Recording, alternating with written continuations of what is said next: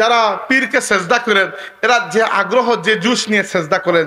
আমি ঢাকায় ছিলাম অনেক বছর, তো ঢাকায় তো এক পীর ছিলেন দেওয়ানবাগী, এমনিতে তিনি পীর কিন্তু আবার মুসলমান নয়, মানে যা জিন্দগিতে করেছেন কোনো মুসলমান এই কাজ করতে পারে, নাম লাগিয়ে দিয়েছেন পীর। আচ্ছা যাই হোক, এরকম পীর থেকে আল্লাহ আমাদেরকে রক্ষা করুন, আমরা বলি আমিন। তো এই ব্যক্তিকে আমি সরাসরি দেখেছি মানুষ গিয়ে সরাসরি এর পায়ে সেজদা করত। বাংলাদেশে এরকম কি একটা, অনেকগুলো আছে। অনেক মানুষ মাজারে গিয়ে এইরকম কাজ করে যেগুলো সরাসরি বিদআতি কাজ, অথচ কবর জিয়ারতের পুরো নিয়ম আল্লাহ নবী আমাদেরকে শিখিয়েছেন, শিখান নাই? রাসূলুল্লাহ কি কিছু না শিখে চলে গেছেন? এমন তো না। সুন্নত পদ্ধতির জিকির, সুন্নত পদ্ধতির জিয়ারতের কথা সহিহ মুসলিম শরীফের হাদিসের মধ্যে আছে। কিভাবে দাঁড়াবো, কিভাবে সালাম দিব, কিভাবে দোয়া করব, কিভাবে ইসালে সওয়াব করব, কয়টা পদ্ধতিতে ইসালে সওয়াব হয়, আল্লাহর নবী সব শিখিয়ে গেছেন। এটা আমরা জানি না যে সবচেয়ে প্রথম ইসালে সওয়াব হচ্ছে ব্যক্তির জানাজায় আপনি শরীক হবেন, সবচেয়ে প্রথম ইসালে সওয়াব এটা। 2 নম্বর কবর জিয়ারতও কিন্তু একটা ইসালে সওয়াব। ওই ব্যক্তির পক্ষ থেকে তার করজ আদায় করাও একটা ইসালে সওয়াব, বড় ইসালে সওয়াব এটা, কারণ করজের জন্য কবরে শাস্তি হয়। এছাড়া যে কোনো নফল আমল করে আপনি ওই ব্যক্তির জন্য, ব্যক্তির রুহের উপর পৌঁছে দিতে পারবেন।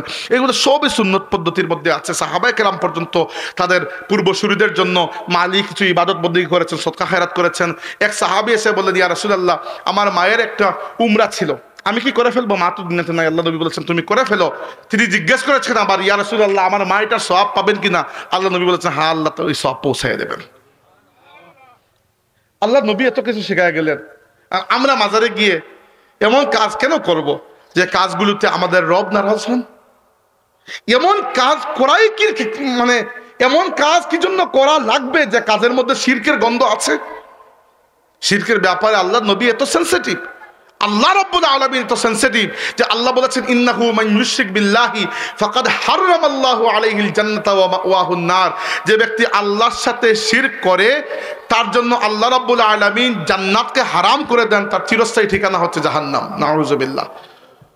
আল্লাহ ছাড়া কারো ইবাদত করা, আল্লাহ ছাড়া কাউকে মাবুদ বিশ্বাস করা, যে গুণগুলো একমাত্র আল্লাহর, সে গুণ অন্য কাউকে দিয়ে দেওয়া, আল্লাহ নবী তো এগুলো আমাদেরকে শিখান নাই।